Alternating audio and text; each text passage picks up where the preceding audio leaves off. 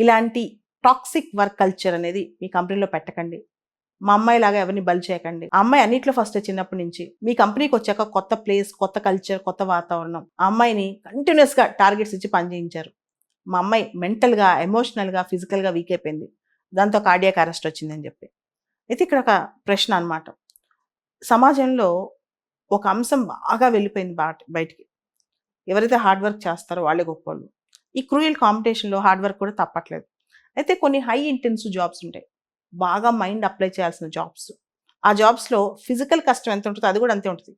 చూడటానికి మనిషి ఒక బానే ఉంటాడు కనిపించడానికి. కానీ అంటే ఫిజికల్‌గా పని చేసినప్పుడు అలసట కనిపిస్తుంది. మెంటల్‌గా పని చేసినప్పుడు కొన్ని సందర్భాలు మనిషికి బయటకి కనిపించదు.